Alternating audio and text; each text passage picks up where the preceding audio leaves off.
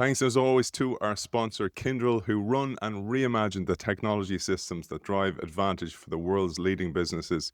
With a unique blend of AI consulting built on unmatched managed service capability, Kyndryl helps leaders harness the power of technology for smarter decisions, faster innovation, and a lasting competitive edge. You can find Kyndryl at kyndryl.com.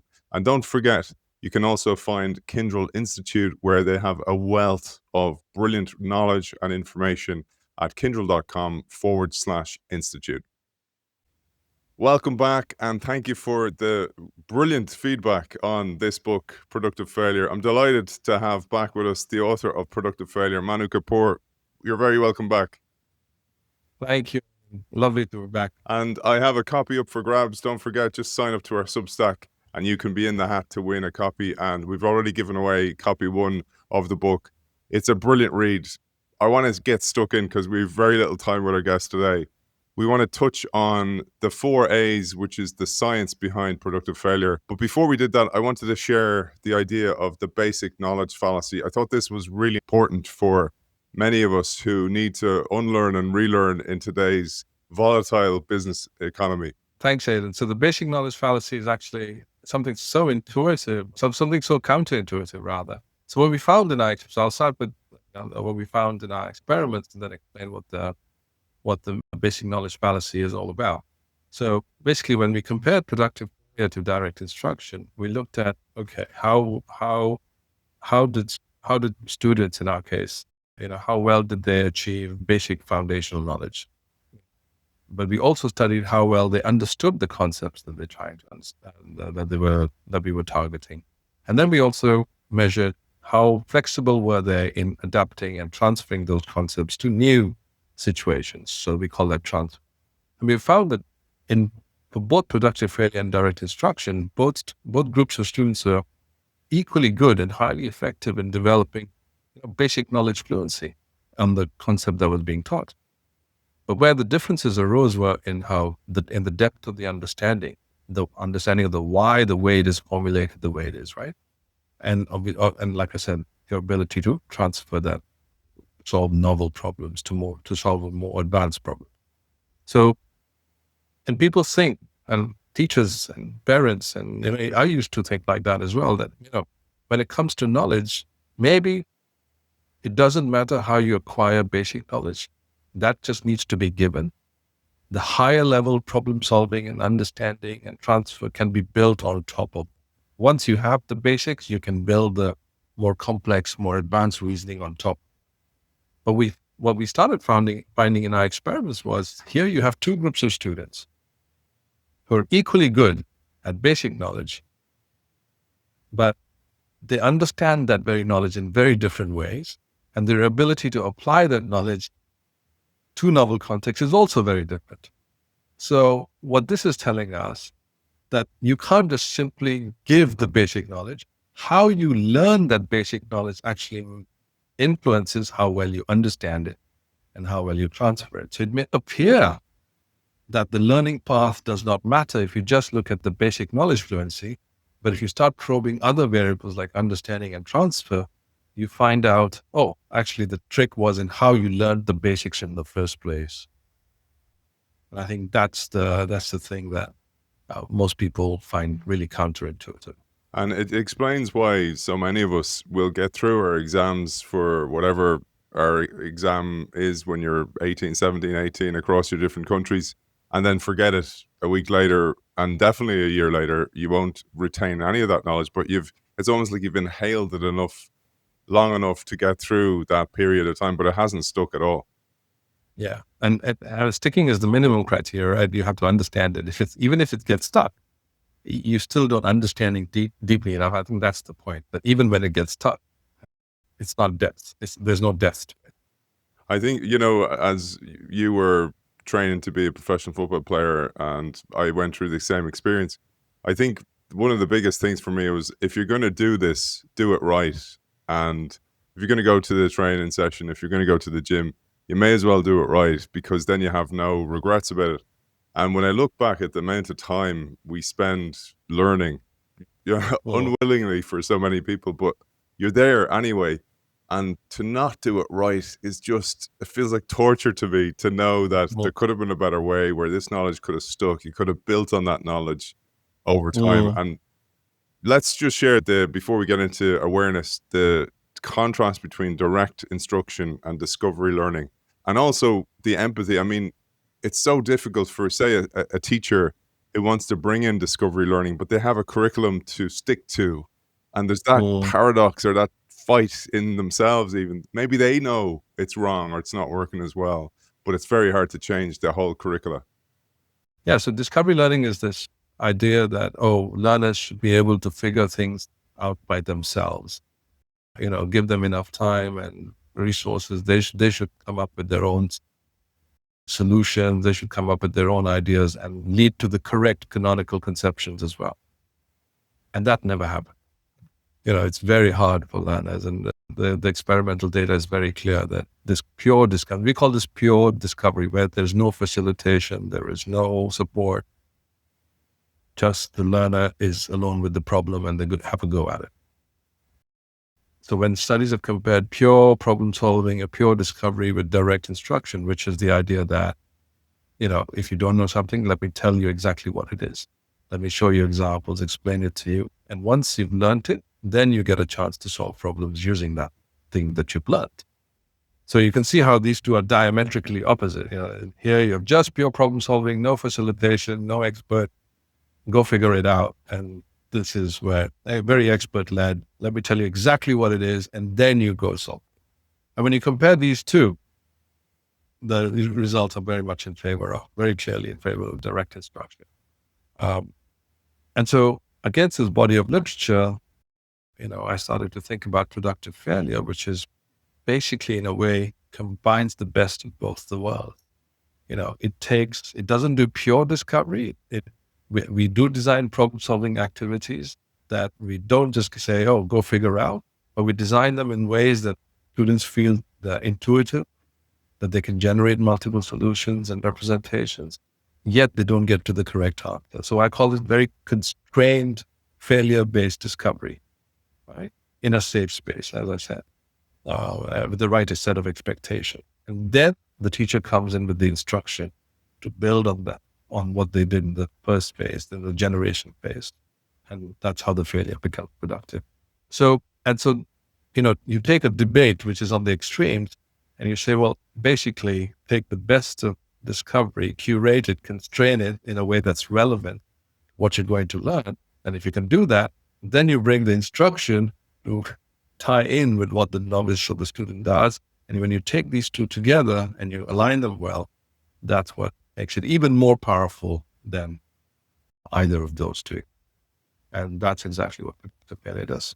Let's get into some of the science, because in part 2, you dive deep into the science. And for those of you who that'll put you off, he does a great job of breaking it down for the non-scientific reader.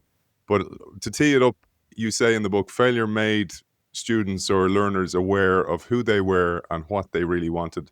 It helped them to focus. Failure created the affect, the motivation to push harder toward that focus. And with the right help at the right time, whether from friends, family, coaches, or mentors, they managed to put it all together, assemble it, and made their failure productive. That's a tee up for the 4 A's. And we're going to start today with activation, but there's other ones: activation, awareness, of affect, and assembly. The 4 A's at the heart of productive failure. Let's get stuck into activation. Right. So activation is the idea that we process new information by trying to connect it with what we already know. It doesn't matter whether that what we know is something that we formally learned or we've experienced in life, or we have certain intuitions about the world. The mind basically tries to ease our processing load, trying to connect with what we already know. And, so the idea of productive failure is that you activate relevant knowledge when you get people to try different things, even if they don't work out to be correct solutions. They've tried things that are relevant to what they're going to learn later. So the knowledge has been activated in relevant ways. And to the extent that you can do that, you prepare the learner to process new information better and to also integrate that new information better, because you have more things to connect, more relevant knowledge to connect. Okay. So that's why activation is key. And failure does a really good job at deliberately activating well. As a consequence of activation, what happens is that there's a greater awareness of a gap in your knowledge. So you've tried a number of things. Yes, in the process, you've activated your knowledge, but they haven't worked fully or optimally. So you get a sense, you get an awareness that, okay, here's what I can do, which is in many ways surprising to people because people start out thinking, there's nothing I can do with this. So they're themselves surprised, and, oh, there's so much I can do.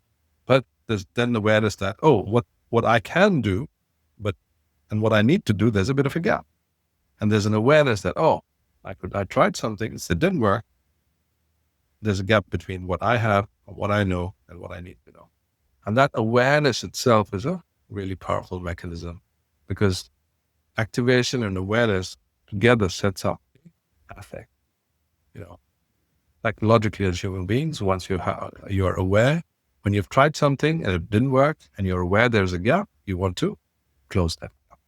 Right? So this shows up in affect, in positive ways and also in negative. And both are powerful for learning. So in the positive ways, it piques your interest in finding the solution. Right? Okay, so what is this correct solution that I did not get to? What is this expert way of thinking? What is this expert knowledge that I need to know to bridge the gap? Okay, so that's interest. The engagement when the expert comes in and shares is very different, right? They're really engaged, wanting to learn. Their attention is very different because of the prior activation and awareness. Their motivation, understand the why is very different. So you really, based on the interaction that happens in these instruction settings, the learners really need to know, oh, why is your method better than mine? Why does that feature of why did that thing that you try better than what I tried? And that's the reason, those are the contrasts that lead to deeper understanding. So that's one of the reasons why we find effects on conceptual understanding, the depth of understanding is greater because learners are going for it. So those are on the positive side, but there are also negative emotions involved. For example, if you try something, it doesn't work, try something else, it still doesn't work. Maybe it's a bit better, but still doesn't work.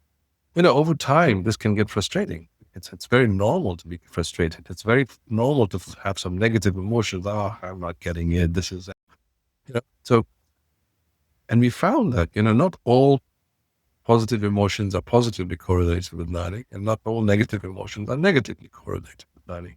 We found in our studies that, sometimes the negative affect, like a bit of frustration, a bit of stress, a bit of negative emotions, like guilt or shame that I can't do it, as long as it's in the safe space within which you're, and with the right mindset that you're cultivating, as long as it's in that safe space, these negative affects actually charge you up very nicely. They prime you very nicely so that your knowledge has been activated, you're aware that there's a gap, and then your affective state, both positive and negative, is perfectly primed and charged. And if at this state, an expert or a teacher comes together and assembles the knowledge for you, shows you what the correct way of correct knowledge or correct ideas are, compares and contrasts between you and what the correct knowledge is, and puts it all together, that's when you say, oh, I get it now. And that's what leads to deep learning. So those are the 4 A's.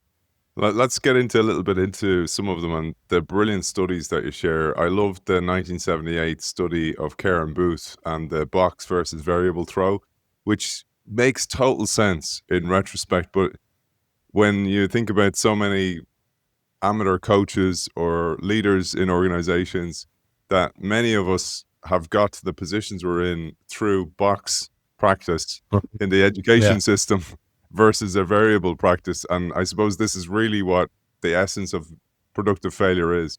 Yeah. So,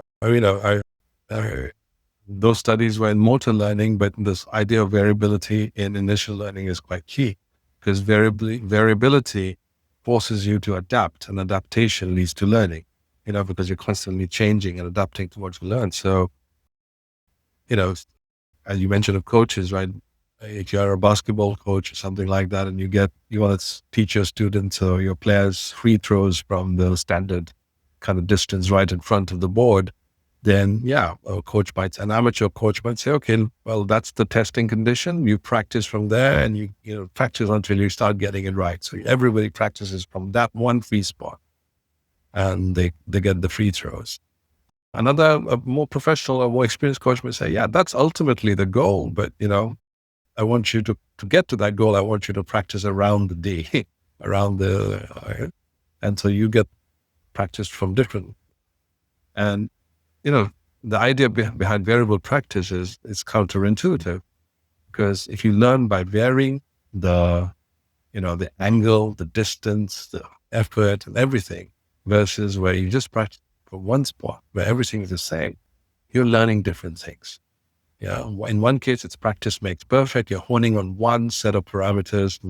You're trying to hone in on one angle, one strength, one delivery, one perspective. Everything is aligned, and you just need to learn that thing. So you will get to high fluency very quickly if you do this.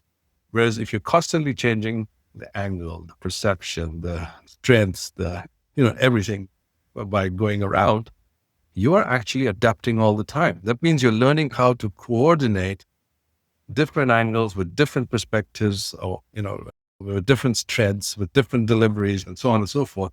You are trying to coordinate a much more complex system, which will take time to optimize. And then if after that you start practicing from the free spot, yes, there's an initial dip because you've not practiced as much from the free spot, but the idea is that your selection mechanisms, your optimizing mechanisms that you've learned through all those adaptations are so good that very quickly that you get this in a way that's much better than the ones that only practice from the one. And this applies to problem solving. It applies to motor learning. In fact, this came out in a very seminal and very important article back in the day by Schmidt and Bjork called Desirable Difficulties. Because when you vary things, when you make things difficult. Adaptation is difficult, right? So you make things desirably difficult for the learner who's trying to learn that new skill or new knowledge. And in that variation, that difficulty is what leads you to overcompensate, to really train your optimization. And that leads to better learning and more adaptability. So in a game situation, for example, the person who's learned through this desirable difficulty, this deliberate variation, they can optimize from any angle, or they're more likely to be able to do that from any angle, from any part of the game, from under any kind of stress situation, than somebody who's just learned it from one spot all the time. When I hear that, I always think about the power of rewards. So if I'm a teacher, if I'm a university teacher, and I'm getting rewarded or recognized or just even hitting my targets of I need to have X amount of students achieving X amount of grades, that my desire to try this new way of learning or to have variable learning, which is inevitably better for the person in the world that we're in because it's a variable world. But so much of the education, even at a higher level, even at executive level, is based on a steady state business environment that's like practicing on the free throw spot all the time. And to bring it to your origins of soccer, where a coach can be getting amazing results for the first team at the very, very top, but totally neglecting the academy or forthcoming player, kind of like what they did to Manchester United for Manchester United fans. You milk the cash cow at the top of the organization, but you don't plant any seeds for the future. And for me, that's one of the big things I gleaned from this, is that we should be preparing our children and the future leaders of the world we should be encoding them with variability, but we don't. And therefore, we're not doing any favors for the future of the world. Exactly. Because ultimately it's variability, even though it's initially difficult to handle. And as long as, again, I keep emphasizing, it's not just variability alone that's key. You got to set the right expectations and mindsets and say, hey, look, I'm going to now make it difficult for you slightly. You will find it challenging, than an easier path. But please understand that provided you put in the right effort and you keep going, and I will keep motivating you.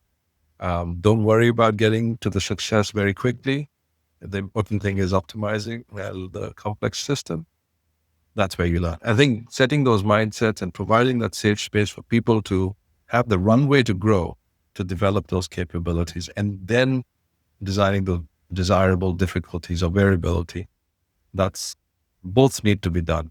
And good coaches and good teachers do that almost intuitively. And good business people. And the thing is, when you look at the system's so broken. Say it's a VC or that stakeholders or shareholders are putting pressure on results very, very quickly, and they ultimately don't care about the future of the company beyond their investment, maybe 3 or 5 years. So they want that money out. So it's a systemic issue that even great research like this doesn't solve the problem until the system changes as well. Anyway, we could do a whole Right. Okay, I understand. Yeah, that's a perfect example where short-term gains override long-term growth and adaptability. Yeah, that happens in many fields. Yes, absolutely. A couple of the things I wanted to share were, again, things that people might not think of. So here you talk about fail generation, pre-tested versus pre-questioned, and really, really important, I thought, was pre-testing versus mind wandering. I'd love you to share some of these concepts. So pre-testing is basically the idea that, if you're about to learn something new, it seems counterintuitive that I will take a test on that thing that I'm about to learn. I don't know anything about, which is why I'm about to learn that. But I take a test on the same thing. That's the same. And some people say, why would you do that? Why don't you study first, learn it first, and then you take the test? But experiments show that if you take the test, even if you don't understand anything, you answer everything wrong, that test prepares you to attend to the instruction or to the learning event in ways that a person going straight into that learning or instruction event would not have. So, and that's the advantage of pre-testing or of fail generation is you generate, even if you get it wrong initially, that's okay. Because having got it wrong, when you see the correct thing, the getting it wrong actually helps you see the correct thing because, there's something, you encode something that, oh, I remember a question like that. Now they're talking about the same thing. Maybe this is relevant, so I should pay attention to it. So in that sense, you get to the correct answers and you understand them better, having first failed. And that's how pre-testing works. One of the things that I have a huge dilemma with is I write a weekly article. I've included you in the last 2 because of your input. You've given me all these new studies, etc., that I love. But one of the things that I've used AI for is to clean up my writing. And for me, that's a struggle at the end. So I've written it. I know the concepts. I'd never use AI to come up with ideas for me. I have way too many of them anyway. But I would use it to actually go, make this more accessible or make it easier to read. And I don't always like the output, but it is a huge time saving and there's a huge attraction to that time saving. But when I read what you wrote about Van Leyen and struggling through an impasse and the importance of that even that struggle is where the knowledge can not only stick better, but you can understand it better and you can transfer it better to other areas. And I think that's one of the great gifts I get from the show is it's not just knowledge, but it's usable knowledge that I can use in a workshop or in a keynote speech or emceeing an event, but also as a metaphor for something else. And I'd love you to share this idea maybe as our final message of struggling through an impasse and the importance of that struggle. Yeah. So again, Van Leyen and colleagues showed that, if you are trying to solve a problem and everything is going swimmingly, if you give the explanation at the point in time where you're not stuck or it's at an impasse, you're not going to learn anything from the explanation. It's only when you are stuck or at an impasse, and at that time, if an explanation comes, then it's more likely to need learning than at other times. And that's the idea behind this getting to an impasse. So if you're going about doing your own business, about writing, about speaking, the attraction to make the process very efficient through the use of tools, it's so obvious, right? Like, why can't I just do that? Why shouldn't I just do that? And that goes back to me to the question of, are you using this as a learning event or a performance event, right? So if you're using it as a learning event, then I think it's a terrible idea to go straight to the tool. And then I would say, well, you may still go to the tool, but maybe you want to clean up your writing. Maybe you try a little bit first. And then if you're not making headway, then you ask AI, can you now come in? So, you got stuck a little bit, you got stuck in a little bit, and then that would lead to learning. That would be a learning event. But if you're already a very good writer and you could definitely do this if you put in a couple of hours, and at your level you are, then the question becomes one of performance. You're optimizing productivity. You already have the skills and you have the expertise. Can I just convert 2 hours into 20 minutes? Can I do that? Then it's a performance event and you go straight for it. And that's what I advise schools and in any learning environment. Be very clear. Are you designing a learning event or a performance event? If you confuse the two, so if you really need to learn, that means you don't have the expertise, and you design it as a performance event, you're not going to learn anything. So a novice using a tool like AI to write, just because AI can give you lots of very good writing or easy to write essays, it can do that for you and make very good arguments even.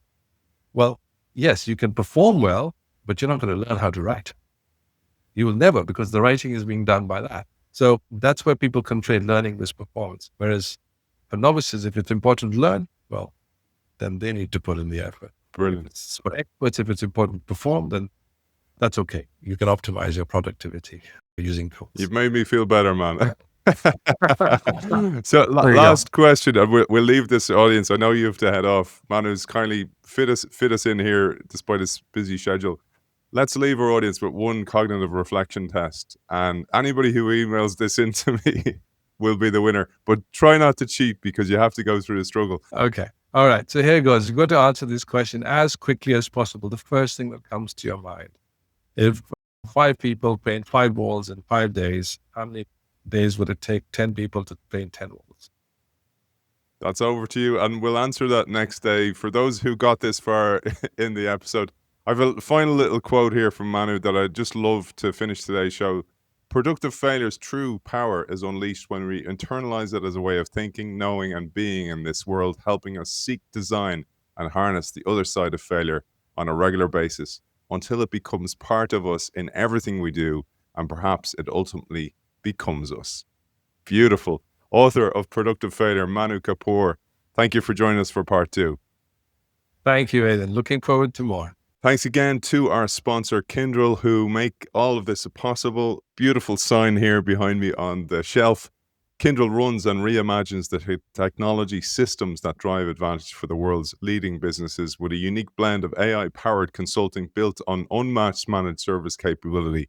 Kyndryl helps leaders harness the power of technology for smarter decisions, faster innovation, and a lasting competitive edge. You can find Kyndryl at kyndryl.com, and also the Kyndryl Institute has many of our former guests from the show, future guests from the show as well, who've written articles and content on their Institute page, www.kyndryl.com/institute. See you soon.